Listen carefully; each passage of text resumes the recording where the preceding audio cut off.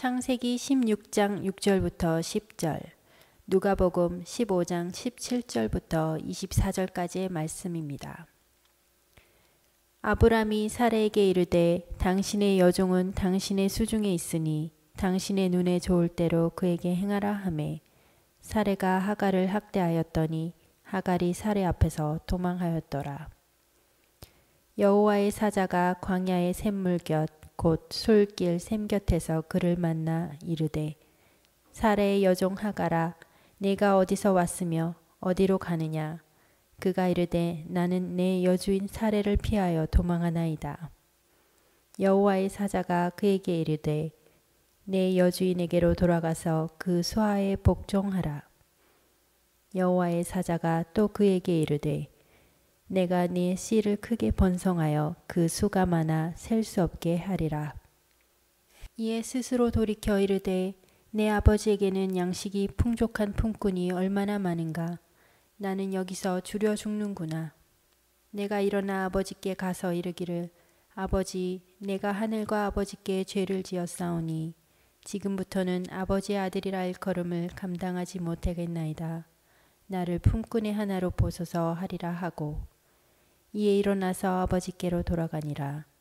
아직도 거리가 먼데 아버지가 그를 보고 측은히 여겨 달려가 목을 안고 입을 맞추니 아들이 이르되 아버지 내가 하늘과 아버지께 죄를 지었사오니 지금부터는 아버지의 아들이라 일컬음을 감당하지 못하겠나이다 하나 아버지는 종들에게 이르되 제일 좋은 옷을 내어다가 입히고 손에 가락지를 끼우고 발에 신을 신기라. 그리고 살진 송아지를 끌어다가 잡으라. 우리가 먹고 즐기자. 이 내 아들은 죽었다가 다시 살아났으며 내가 잃었다가 다시 얻었노라 하니 그들이 즐거워하더라. 할렐루야. 네. 반갑습니다. 사랑합니다. 이 첫 시간에 여러분들에게 먼저 하나 질문을 던지고 싶습니다. 뭐 어려운 시험이 아닙니다. 아주 쉬운 시험입니다. 산토끼의 반대말. 산토끼의 반대말. 아이 그걸 무슨 목사님 문제라고 내세요? 예. 끼또산. 예, 여기에 목숨을 거시는 분도 있습니다. 하늘이 두 쪽 나도 산토끼의 반대는 끼또산. 집토끼. 그렇습니다. 확실합니다. 바다토끼. 기발한 아이디어입니다. 죽은 토끼지. 조금 더 어려워집니다. 산토끼의 반대는 죽은 토끼가 확실합니다.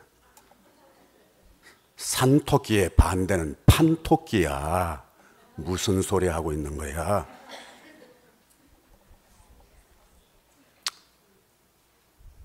No. 산토끼의 반대는 알카리 토끼야.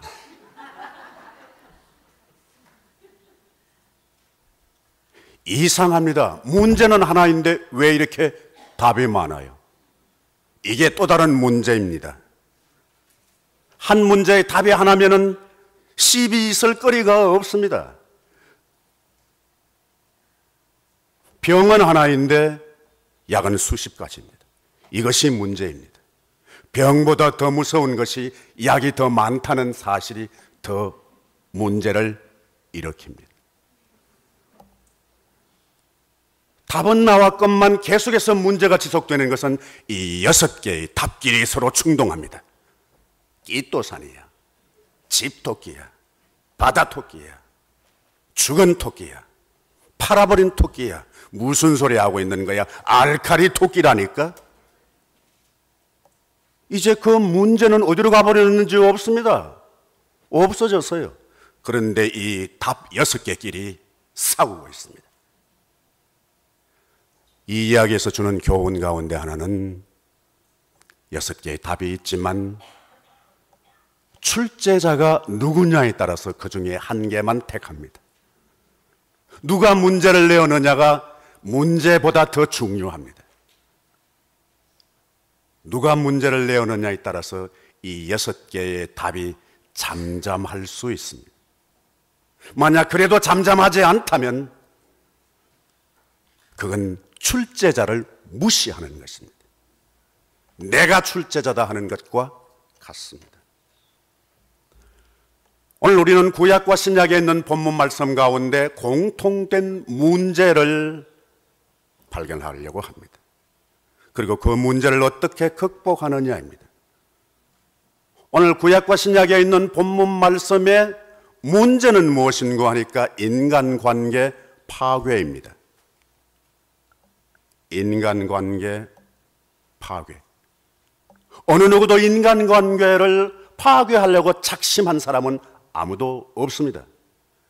그런데 내가 원하는 것과는 정반대로 다르게 삶의 터전에 구약 그 현장이나 신약 그 현장이나 우리가 보기에는 저 집에는 전혀 인간관계 파괴 혹은 갈등 없으리라고 생각한 아름다워 보이고 갖출 것 다 갖추어 있는 집일지라도 내면에 들어가 보면 인간관계 갈등 없는 집이 없고 없이 사는 사람이 거의 없다시피 합니다. 아마 샛별 장로교회는 계실지 모르겠습니다.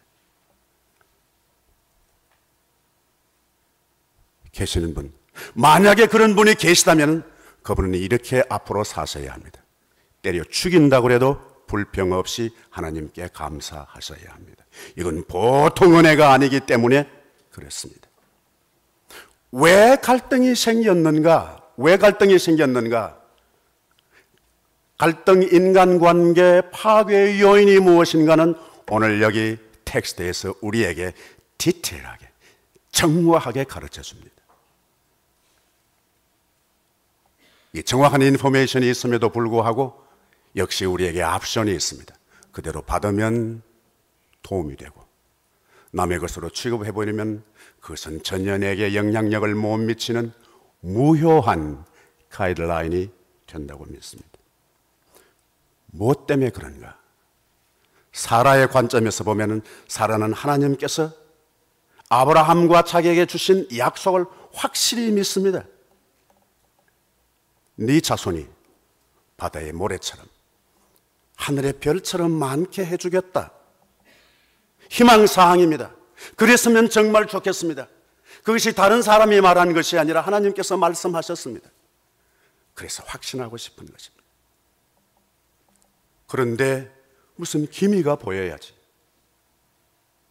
무슨 기미가 보여야지. 이 명철한 사례가 깨달았습니다. 아하, 그렇지. 하나님께서 약속해 주신 것은 아브라함과 내가 아니라 아브라함과 내 여종과 더불어서 아브라함의 후손을 낳게 하시겠다는 약속이었지. 신속하게 대처해야 합니다.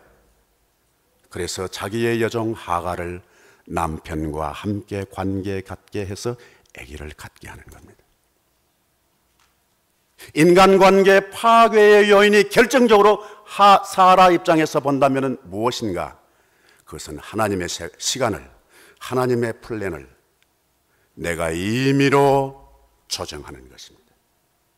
하나님의 시간은 오늘인데 내일로 제가 변경시키는 것입니다. 하나님의 시간은 내일인데 오늘 내 상황이 급하기 때문에 오늘 이루어져야 된다고 조작하는 것입니다. 이것은 갈등과 인간관계 파괴의 불씨입니다. 인간관계는 인간관계만 깨어지고 끝나는 것이 아닙니다. 그것은 결정적으로 자리를 이탈하게 만듭니다. 제자리 못 있게 합니다. 하갈의 입장에서 보면 왜 이렇게 인간관계가 파괴되었을까? 무엇 때문일까? 전에는 아기가 없었습니다. 아기가 있고 난 이후에 하갈이 아니었습니다. 여러분, 이 하갈은 제 경험으로는 제가 경험한 교회 어디든지 하갈이 없는 교회는 아무 데도 없었습니다. 대단히 무례한 말인지는 모르겠습니다만 페이필 장로 교회도 그 하갈은 죽지 않고 살아서 지금도 구석구석에서 살아 있을 수 있습니다. 희망사항은 우리 교회는 없기를. 아멘 안 하시네. 교회만 있는 것이 아니라 내 속에도 하갈이 있습니다. 없을 때는 그냥 무슨 소리를 하든지 좀 섭섭하지만 그냥 침묵할 수 있는 여유가 있었습니다. 없던 것 잊고 나니까, 다른 사람 못하는 건 내가 할 줄 알게 되니까, 다른 사람 가지고 있지 않는 건 내가 갖게 된 그때부터 나는 서서히 교만해지기 시작합니다. 여러분, 실제로 결과로 보면 하갈만 임신하는 것이 아닙니다. 사례도 임신합니다. 왜 그러세요? 지금은 아니지만 나중에 사례도 임신한다니까요. 자기는 지금 임신했지만 사례는 영원 무궁토록 임신하지 못할 사람으로 딱 선을 그어버린 겁니다. 지금은 아니지만 나중에 그 사람일 수 있거든요. 지금은 아니지만 나중에는 이루어질 수 있거든요. 지금은 모르지만 나중에는 알게 될 때가 오거든요. 그런데 지금으로 결론 지어버리는 거예요. 너는 못났잖아. 그런데 그것이 자기로 하여금 사례에게 학대받게 하고 주인과 지금까지 오래 살았던 그 인연을 끊고 남남이 되게 하고 자기가 있어야 할 자리를 이탈하게 됩니다. 도망갑니다. 모르겠습니다. 여러분 마음이든지 여러분의 가정이든지 우리 교회든지 자세히 보면 갈등의 원인, 인간관계의 파괴, 자리를 이탈하는 요인은 둘 중에 하나가 확실합니다. 이전과 달라졌기 때문입니다. 전에는 잠잠하던 것이 어느 날 갑자기 스크린에 뜨고 어느 날 갑자기 목소리가 커지고 어느 날 갑자기 영향력이 확대되어져 가고, 하나님의 시간은 우리가 알 수 없는데 내가 임의로 정하는 겁니다. 금년 이하에, 올해 결정 내야 하는 것입니다. 하나님의 시간은 우리가 모릅니다. 둘째, 구약과 신약의 공통점 가운데 하나는 돌아가는 것입니다. 원위치하는 것입니다. 성경 창세기에서부터 특별히 구약 말라기까지 전체 흐르는 메시지가 마치 지하수처럼 스며가는데 그걸 하나 잡는다면 놓칠 수 없는 것이 무엇인가 하니까 제자리입니다. 물건만 제자리가 아닙니다. 사람만 제자리가 아닙니다. 마음도 제자리가 있습니다. 남자가 있어야 할 자리가 있습니다. 여자가 있어야 할 자리가 있습니다. 여러분, 여자가 있어야 할 자리, 남자가 있다든지, 남자가 있어야 할 자리, 여자가 있다든지, 그러면 큰일 납니다. 폴리스 올 수 있습니다. 아버지가 있어야 할 자리, 어머니가 있어야 할 자리, 성도가 있어야 할 자리, 목회자가 있어야 할 자리가 다를 수 있습니다. 자리를 이탈하는 것, 그것이 불행의 요인입니다. 가난이 문제라면 어떻게 하면 극복할 수 있을까? 돈이 있으면 해결될 수 있습니다. 그러나 전부는 아닙니다. 관계의 회복입니다. 그것은 되돌아가는 것입니다. 원위치 하는 것입니다. 구약 성경의 마지막 말라기 4장 후반 6절까지는 이렇게 합니다. 그가 오시면 아비의 마음을 자녀에게 돌이키고 자녀의 마음을 아비에게 돌이키리라. 회복한다는 말입니다. 돌이킨다는 말씀입니다. 여러분 잘 아시는 이 돌이킨다는 말은 슈브라고 하는 히브리 말입니다. 유턴한다는 말씀입니다. 이 말의 신앙적인 의미는 슈브는 곧 회개하는 겁니다. 회개하라는 것입니다. 그것이 인간관계를 회복하는 것입니다. 그것이 원위치 하는 것입니다. 저는 달리기를 잘 못합니다. 근데 군대 가서 빨리 달리기 명령을 받고 내가 얼마나 이 상처를 받았는지 모릅니다. 그런데 그때 제게 들려오는 복음이 있었습니다. 원위치! 교관이 그러시는 거예요. 나는 지금 꼴찌 정도로 가고 있는데 원위치 하면 뭐예요? 다시 제자리. 나는 원위치가 그렇게 고마운 메시지인 줄을 처음 알았습니다. 여러분 혹시 불행하다면, 가정에 문제가 있다면 원위치, 그게 회복의 첫걸음입니다. 옆에 분에게 한번 해볼까요? 원위치.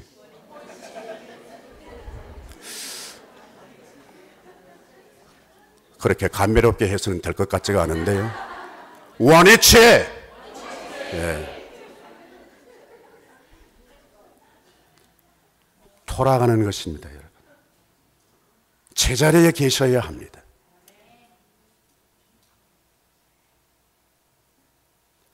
여러분, 한국의 세월호 사건의 결정적인 목회자에게 주어지는 메시지 가운데 하나는 선장이 제자리에 있어야 할 자리를 이탈했다 나왔다는 겁니다.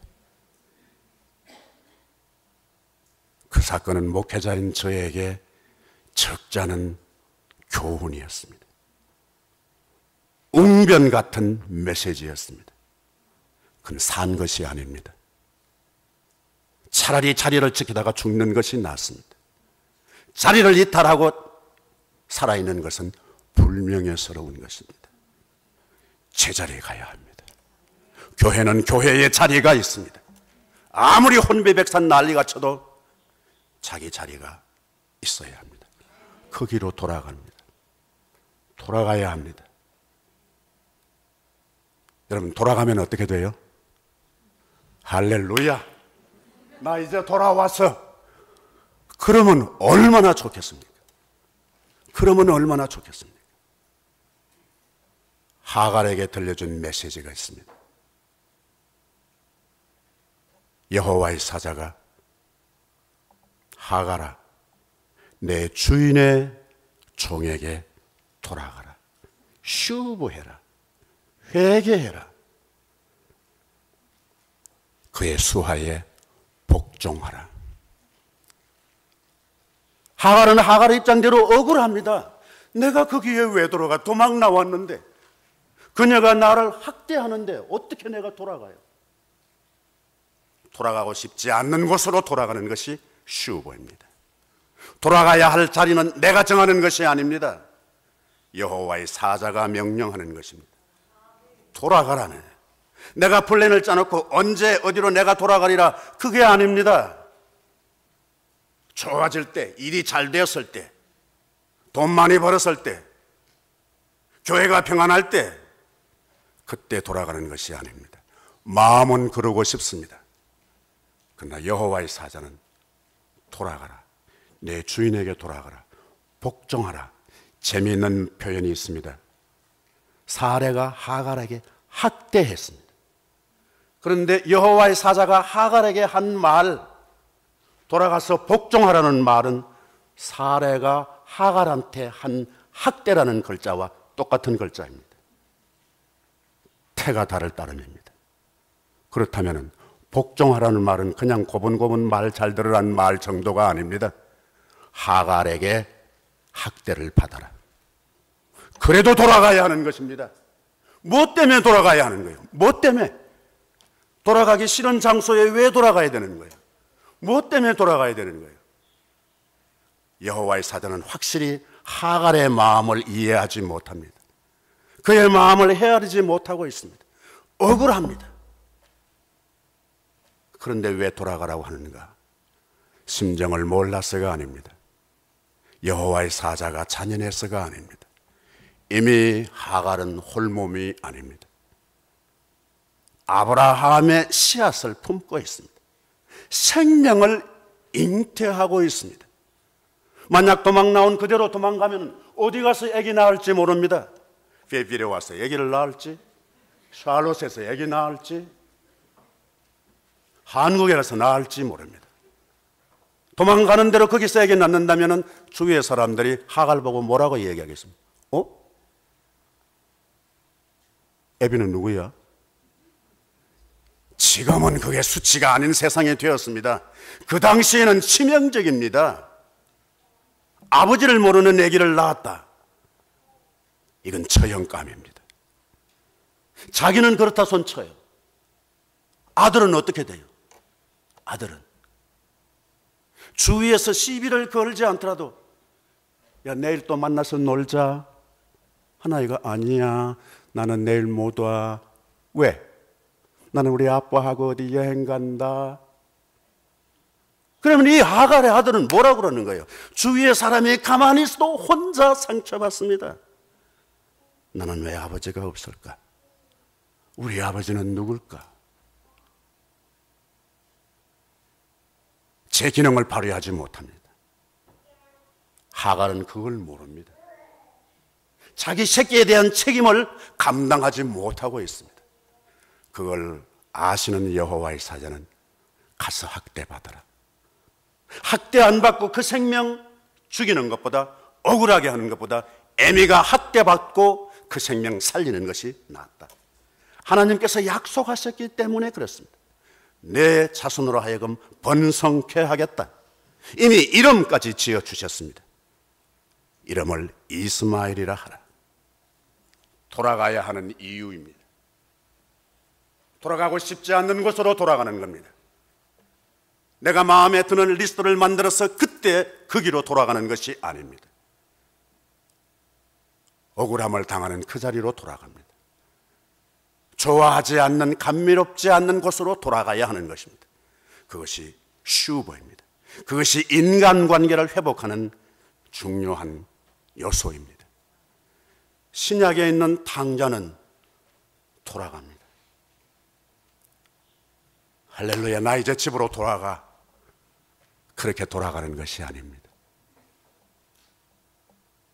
품꾼으로 돌아갑니다. 이 아들은 품꾼의 하나로 자격을 낮추어서 돌아가야 됩니다. 품꾼이 된다고 하는 것은 옛날 아들에 비하면 감미롭지 않습니다.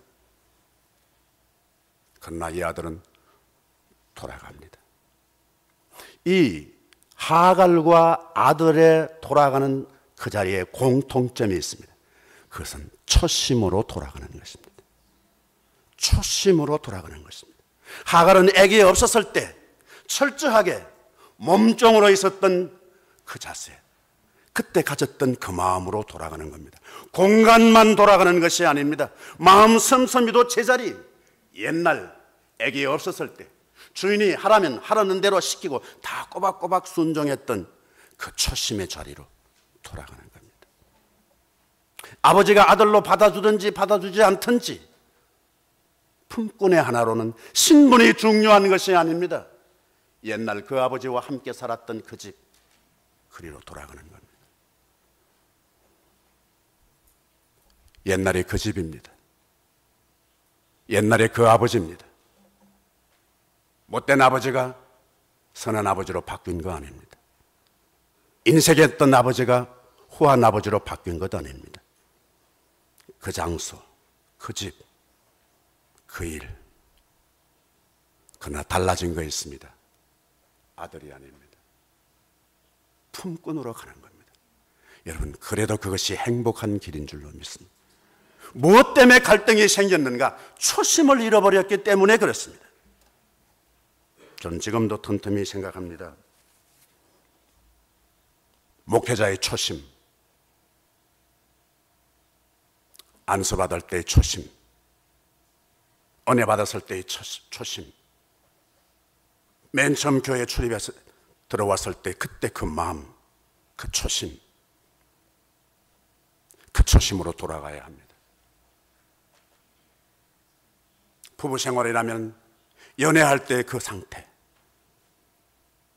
신혼 차렸을 때 그때, 그게 초심입니다. 처음 살았을 때는 다 그랬습니다. 우리 수나 너랑 나랑 같이 사자. 서울 변두리 어느 판잣집인들 어떠랴. 너는 나를 믿고 나는 너를 믿고 너랑 나랑 같이 사자. 이게 초심입니다. 그런데 어느 날 번들번들한 소유물 많고 거대한 엄청난 스퀘어피트의 집을 가져도 이게 만족하지 못한 것은 초심을 잃었기 때문에 그렇습니다. 초심을 회복하려고 하면 있는 건 많이 줄이는 것이 초심을 넣는 또 하나의 비결입니다. 어떻게 돌아갈 수 있었을까? 어떻게 돌아갈 수 있었을까? 그 계기가 무엇인가? 하갈은 여호와의 사자의 음성을 들었습니다. 여러분 자동차에 아마 다 가지고 계신 줄로 믿습니다. GPS 있죠? GPS 없으신가요? 옛날에는 따로였습니다. 별도로 장착했습니다. 요즘 웬만한 차는 다 자동차 자체에 GPS가 장착되어 있습니다. 어느 분이 그렇게 말씀하시던데요. 사람이 행복하게 살려고 하면은 세 여자 말 잘 들어야 한다고. 하나는 엄마 말 잘 들어야 되고, 하나는 그분의 표현 말을 그대로 빌리면, 그분의 표현을 그대로 빌리면 옆에 내 말 잘 들어야 되고, 하나는 GPS의 여자 목소리 말 잘 들어야 된다.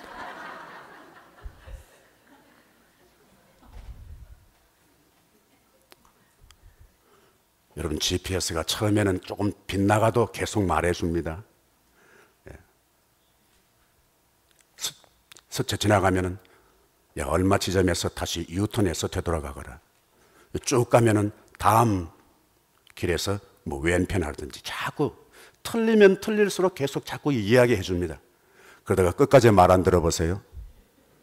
네 알아서 해라. 하나님도 우리가 조금 틀릴 때는 그냥 자주 말씀해 주세요. 야, 그거 그러는 거 아니야. 이렇게 하라니까 저렇게 하라니까 자세하게 말씀해 줍니다. 그래도 고집부리면 하나님도 입 닫으십니다. 우리가 행복뿐만 아니라 인생의 길을 가는 데에 필요한 중요한 GPS가 있습니다. 보이는 길을 갈 때는 기계의 언어, 기계에서 들려오는 여자의 목소리를 주의할 필요가 있습니다. 그러면 시간 낭비 덜하고 고생 덜합니다. 틀리더라도 계속해서 그 여자의 목소리에 귀를 기울여야 합니다.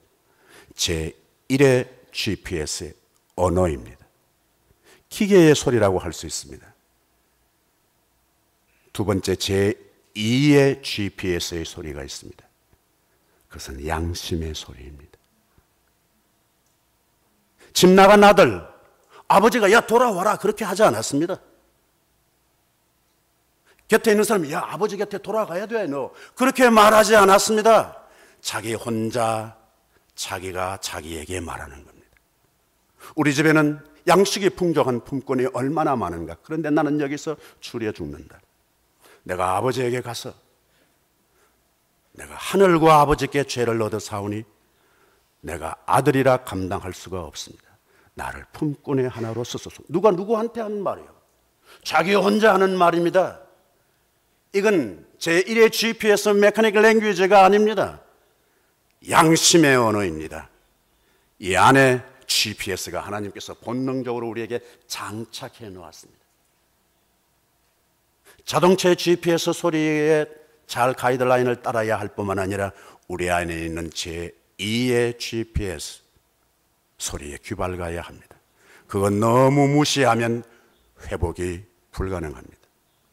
여러분 GPS라는 말이 사실은 그게 포지션의 의미입니다. 글로벌 포지션 시스템입니다. 우리에게는 포지션의 시스템만 있는 것이 아닙니다. 우리에게는 영적인 포지션도 있습니다. 집 나간 아들은 제2의 GPS의 랭귀지에 귀밟았습니다. 여러분 교회 오시면 다른 사람들하고 많이 이야기하셔도 좋습니다. 그러나 틈틈이 여러분 자신이 자신에게 하는 소리에 귀밟으셔야 합니다. 이것은 이기로 듣는 언어가 아닙니다. 그것은 히브리 말도 아닙니다. 그것은 영어도 아닙니다. 그것은 한국어도 아닙니다. 이 세상에서 유일한 한 가지 언어, 나밖에 알아들을 수 없는 언어, 그것이 양심의 GPS의 언어입니다.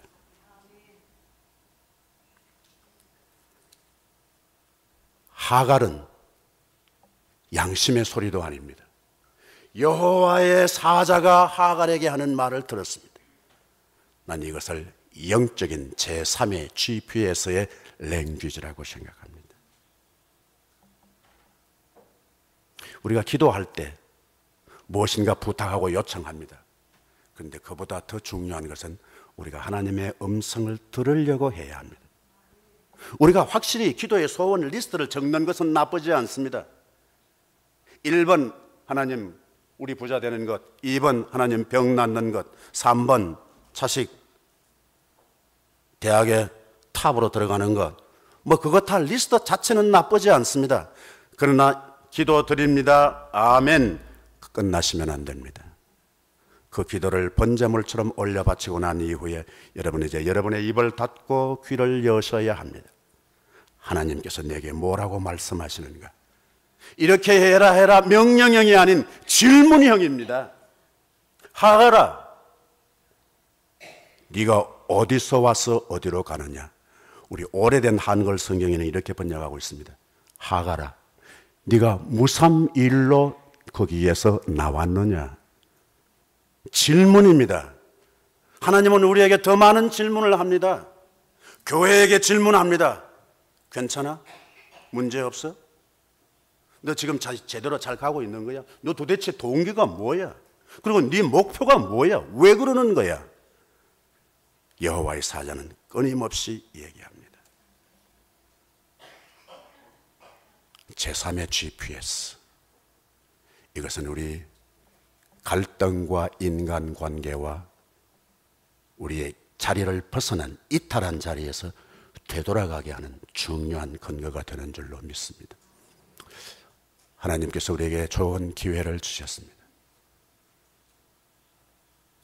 제게 어느 분이 보내준 글 가운데 제 얘기 같은 감동을 느낀 글을 여러분들과 마지막으로 쉐어하고 싶습니다. 아마 여러분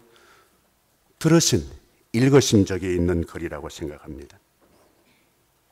어느 남편이 후회하는 글입니다.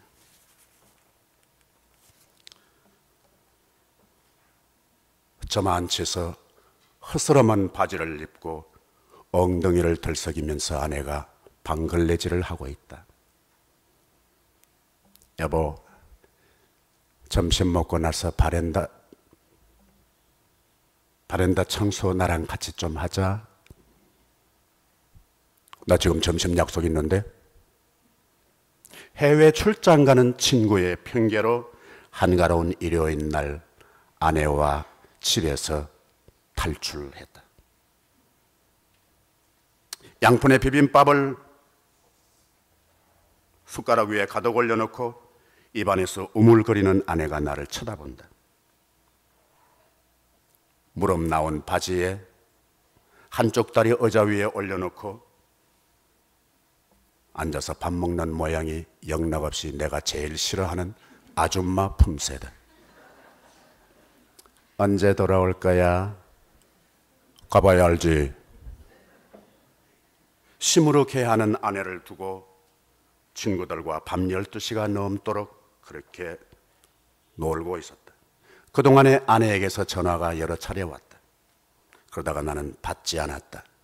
그리고 전화기를 아예 꺼버렸다. 새벽 1시가 좀 지나서 집으로 돌아가서 조심조심 문을 열고 들어갔다. 아내는 소파에 웅크리고 앉아 있었다. 어디 갔다 이제 오는 거야? 친구들이랑 술 한잔 하느라고. 어디 당신 아파?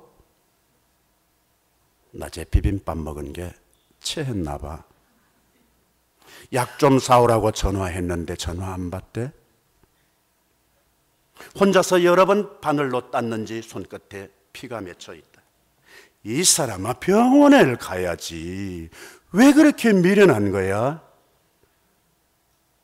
다른 때 같으면 미련하다는 말 듣고 발칵할 때인데 아무 대답이 없다. 다급해진 나는 아내를 업고 병원으로 갔다. 병원에 들어서자마자 아내는 응급실 진료비가 너무 비싸다고 하면서 괜찮아, 집으로 가. 애써 웃어 보이면서 병원을 나가버리는 것이다. 다음 날 출근하려고 하는데 이번 추석 때는 자기는 친정에 가겠다고 한다. 어머니가 대발 노발 하신다. 30년 동안 부려먹었으면 됐잖아. 당신은 당신 집에 가. 나는 우리 집에 갈 거야. 추석 때 나는 혼자서 고향집으로 갔다. 결혼 이후에 명절을 따로따로 지난 것은 처음이다.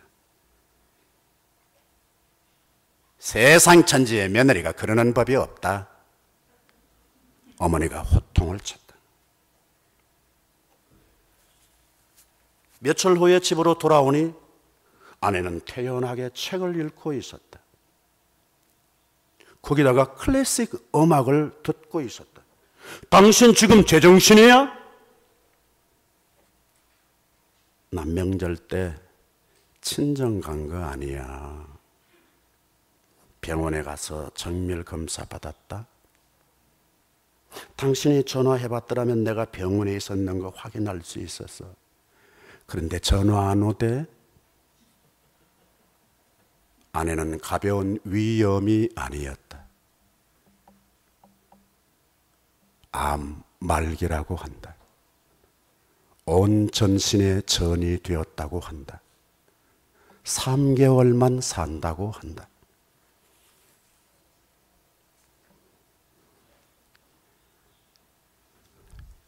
여보, 할 말 있다? 뭔데? 3년 전에 내가 적금 부은 거 있거든? 연말에 적금 타면 우리 엄마한테 200만 원만 보내줄래? 우리 엄마 틀리하게. 우리 오빠는 지금 그런 능력 없는 거 당신이 알잖아. 부엌 싱크대 위에 2번째 서랍에 있어. 꼭 부탁한다. 난 그 자리에 주저앉아 울고 말았다. 나는 아내와 침대에 나란히 누웠다. 아내가 내 손을 꼭 잡는다. 여보, 30년 전에 당신이 나한테 프로포즈 할 때 그때 했는 말 기억나? 내가 뭐라고 그랬는데? 남자가 여자한테 사랑한다 어쩐다 그 말 정말 닭살 돋는 말이야. 그렇게 말했잖아. 내가 그랬나?